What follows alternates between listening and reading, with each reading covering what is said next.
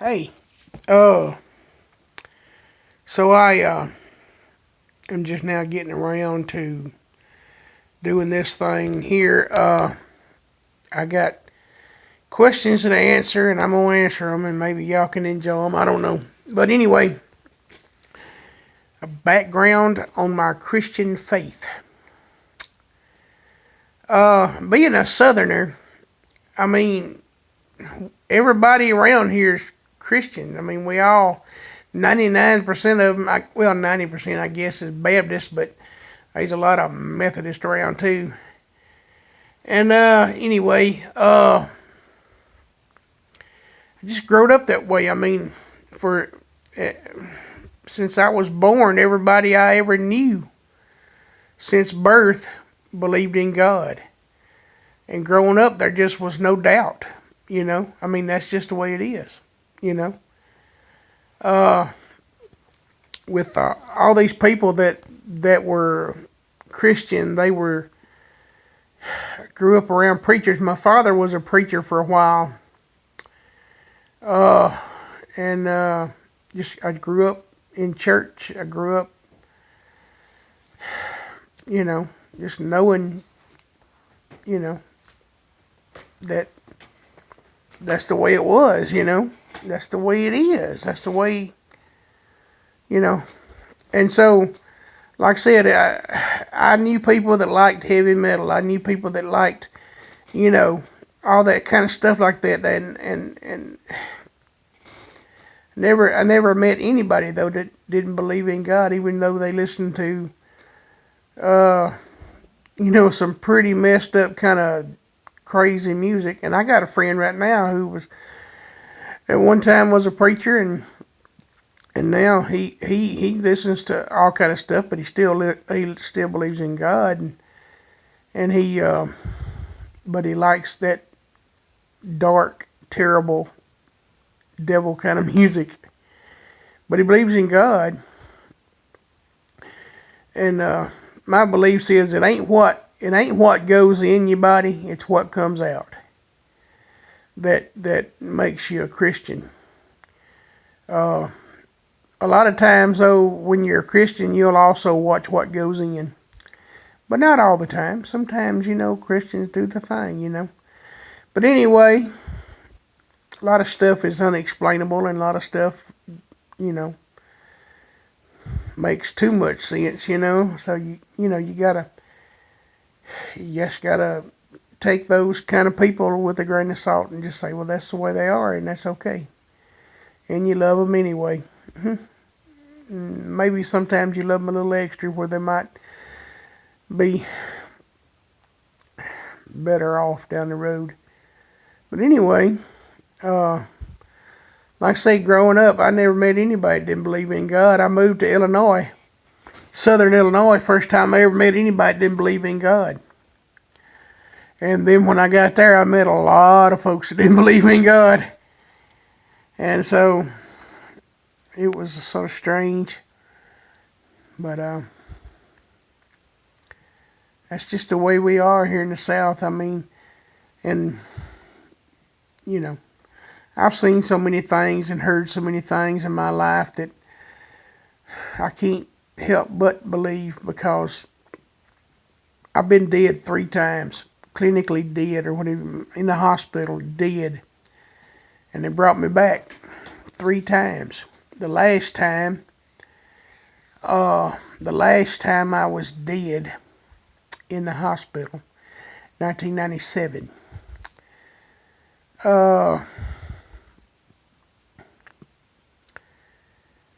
It's like I was, I went out. I was like unconscious. And then when I woke up, I was in the ICU, in the isolation chamber kind of room where they keep you separated from everybody else, because they had gave me, while I was out for some reason, while I was unconscious, they gave me staph infection. And when I woke up, I was in the isolation room, in the ICU. and I had a trach in my throat, and I couldn't talk. Let's just start right there saying that's rough. But also, when I woke up, the memory I had from being unconscious was floating in a solid black room. There was nothing. It's like I was in water. I was floating in warm water. There was no weight. There was just blackness. And I was floating there. And it was very comfortable. And I heard a voice. And this voice was a male voice. And it said, everything is going to be okay. Just like that. I mean, you know, the voice was different, but it was a deeper voice. And it said, everything is going to be okay. And the next thing I know, I'm waking up. And they said, you know, your heart stopped and we had to bring you back. And I'm like, really? Of course, it was like 3 days before I could even speak because they had to show me how to talk. But anywho,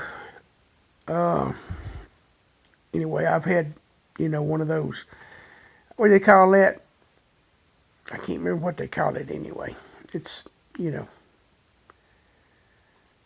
like I heard Jesus talk to me, or God, or whoever you want to say it was, you know. But that's just the way it was for me, you know.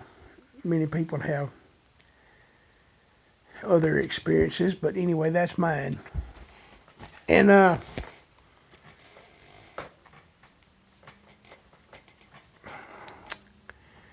that's just the way it is for me, and I believe wholeheartedly that I'm going to be in heaven when I die. The last time, anyway. Sometimes I think, you know, I don't think I can be killed until God says it's time for me to go, you know. And but like I said, I've been dead 3 times and they brought me back. Every time was pneumonia related. But anyway, the second question I got, let's see, 7:34. Let's see. This the second question was, why am I a fan of Boogie2988? Well, because I was a fan of John Glaud first. Now, I seen his YouTube channel, which is Obese to Beast, and I started watching it because I was looking into workouts and things like that. And when I first started going to the gym, so I started looking things up, and I followed. What did I follow first? Athlean X has a YouTube channel, and I found it and started following it. Well, when you get to watch the video, they have the related ones that's below it, and I scrolled down and I saw Obese to Beast, and I'm like, hey, that looks interesting, and so I watched it. Well, I sort of liked it, and so I subscribed to him. And one day, he made a video about Boogie, and it was, you know, about him having the weight loss surgery, and I'm like, hey, I'm wanting to have the weight loss surgery too. And so I flipped over there after I watched that video, which was a really great one. I flipped over to, and I followed the link that John put on the description on his, and so I followed that link to Boogie's page, and then I noticed that Boogie was a gamer guy, and I'm like, I'm not into that at all. Although here lately, since I got rid of my cable, I've been playing a video game quite a bit on my phone, but I have a Nintendo 64 that has, I got, you know, 10 or so games for it, and I don't even play it. I ain't played it in a year anyway. But anyway, that's as technical as I get as far as video games for the TV and all that. But I have downloaded a video game or 3 or 7. I mean, a 4. I think I got 4 video games on my phone that I play quite a bit. And one of them is a racing game that I just downloaded 2 days ago, and I really like. And one of them is a golf game called Golf Clash. It's really nice. And one of them is a fishing game. And one of them is a 8-ball billiards type game. Anyway, none of that stuff mattered to me when I started watching Boogie's channel. But anyway, I went over there and I looked through his list for all of his weight loss ones, his rambling kind of ones that would talk about his weight loss surgery, and because at the time he had not even had it, and so, but he was going to or whatever, and so I started watching, and every time he would start talking about it, I would watch that one, and then when it would be a gamer one about games or whatever, I wouldn't watch it at all because I care less about the games. But as I listened to Boogie talk and everything, I realized that we had a lot in common. His childhood was a terror. His childhood was unexcusable, the way his folks, his mother treated him. But also, hey, my childhood was terrible. I don't know anybody that had the perfect childhood, but I did have a pretty bad childhood. My mother and father attempted to kill each other quite a bit when I was young. And so I was always afraid that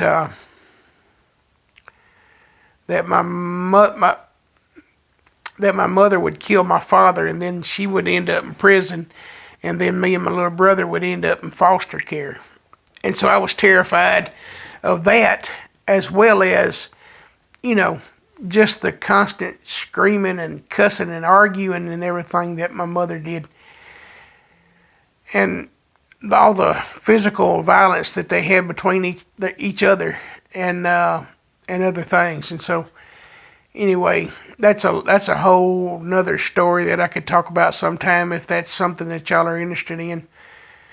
But I mean, shoot, there's 5 hours of discussion on that, and I could go through a little bit at a time. But anyway, let me move on about this with Boogie. But I started watching, and I've been really into it, and I've really become like, I don't know, I feel like I know a lot about him, even though we don't have that much in common as far as his adult life and his video gaming, because he's quite a bit younger than me, and he grew up in a different way than I did, as far as him being in town, and I was more of a country type person in southern, even though he lives in Arkansas.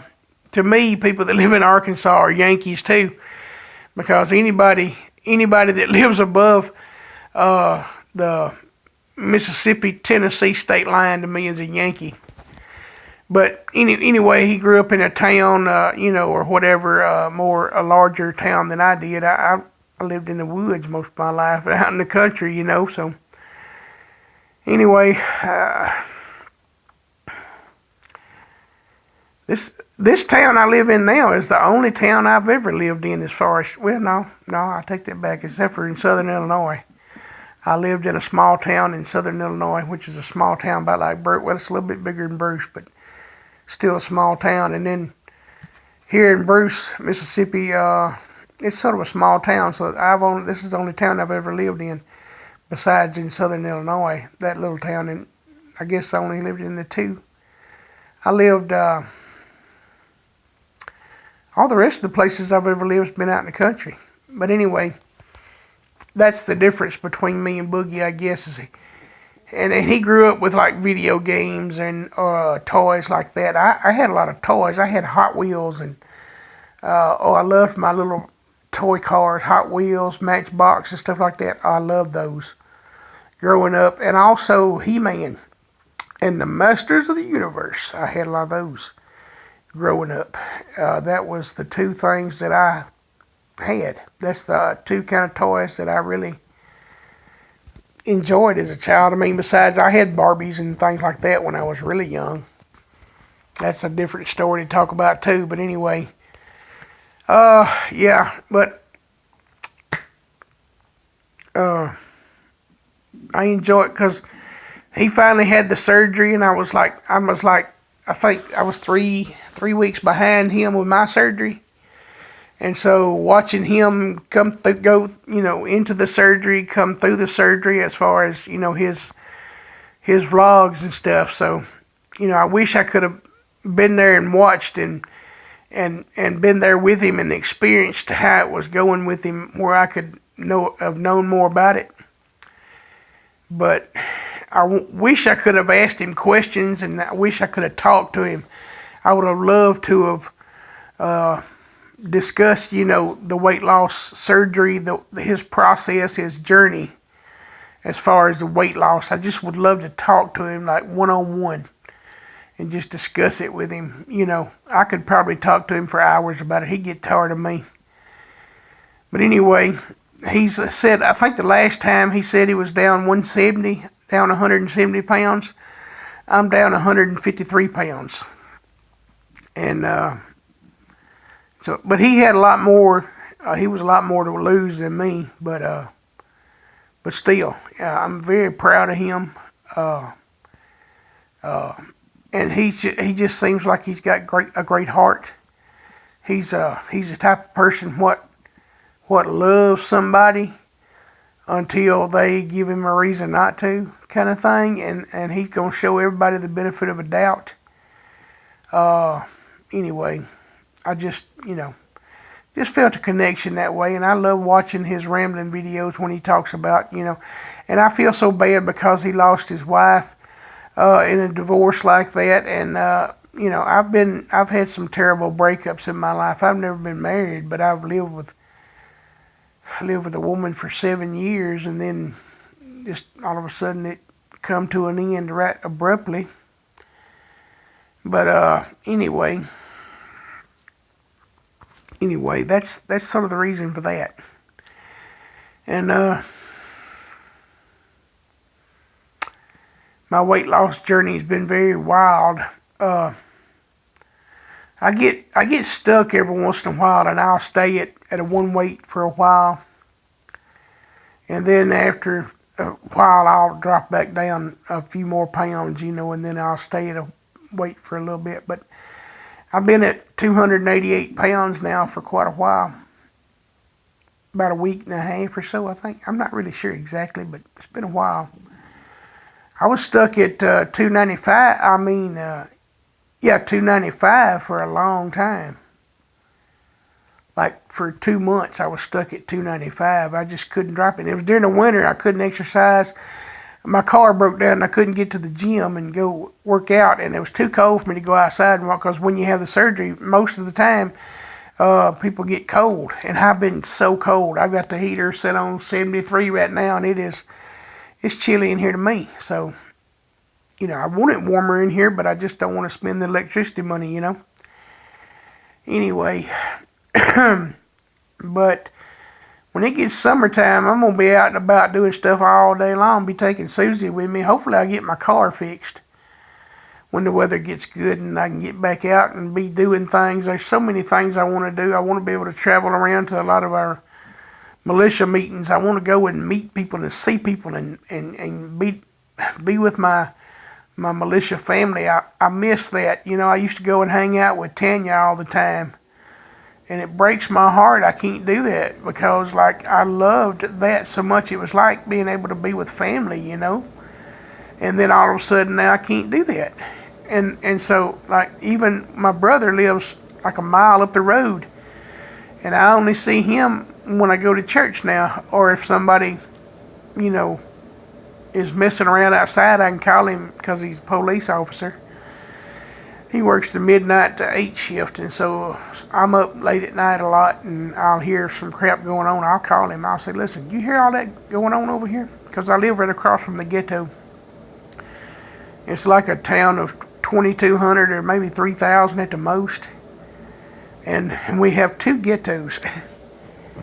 Well, they're sort of stuck. They're connected by a small road, but they're on opposite sides of town.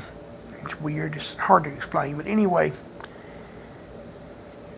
I live right across from it, and so I hear racket all the time. One night I heard a gunshot, and you know, I'm like, man, did you hear that? No, I didn't hear it. He was over the football field, right in behind his house over there. He lives between me and the football field, but anyway, behind his house over there where he was sitting, and I heard it right across the road up here somewhere, and he come over and checked it out. He drove around, and he got out and walked around a bit. Anyway, that's about all I could say on them. I mean, if you got any more specific type questions or anything, just let me know. I appreciate you asking me these questions. It means a lot to me to be able to answer these things, and I know that